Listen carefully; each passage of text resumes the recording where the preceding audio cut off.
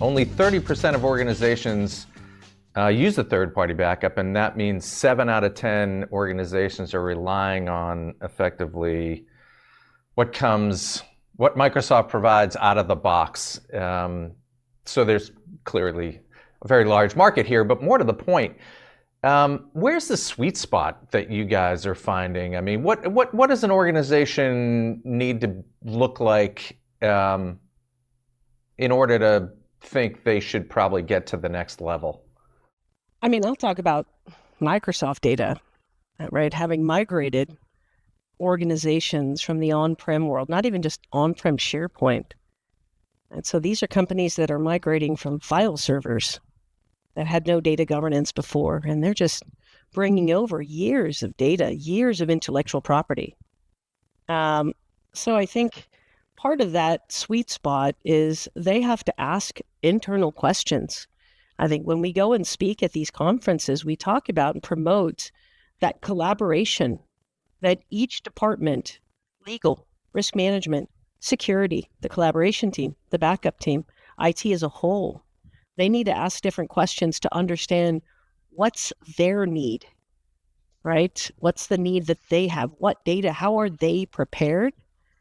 Because from a backup and a platform perspective, we've had the benefit of listening to our thousands of customers, and we are maturing every day our platform to answer, a vast array of problems, right? To solve those problems for organization.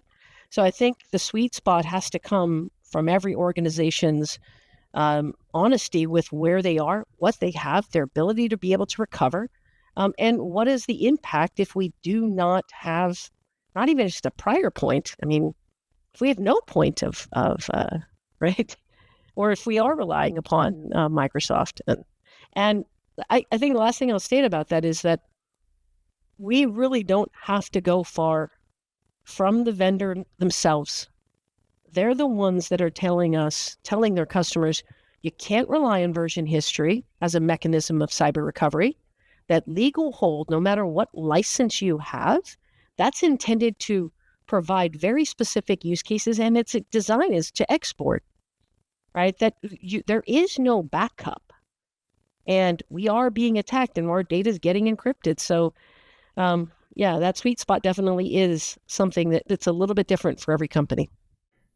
Well, Stephen, I'm curious about where you're finding people. Are they coming to you having realized they're hacked? Are they coming to you thinking they might have been hacked? Are they coming to you proactively? I mean, where do you find most organizations? Is their hair on fire, or are they more out in front on this sort of thing?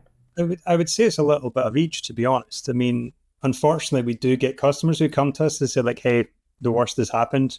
We were maybe using Microsoft, or we had maybe doing scripted type solutions for like, hey, nothing's gone wrong so far, it's working. It's usually when something goes wrong, people reach out to us to say, hey, we need a third party. We need somebody else who's going to be essentially responsible for this for us.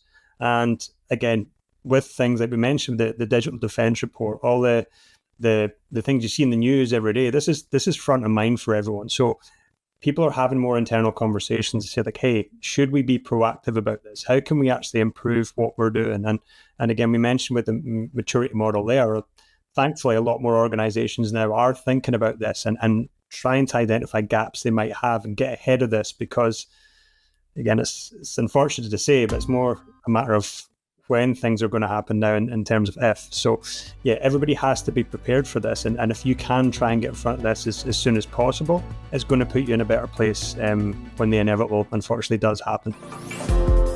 If your business would like to be featured in a future event, contact us today.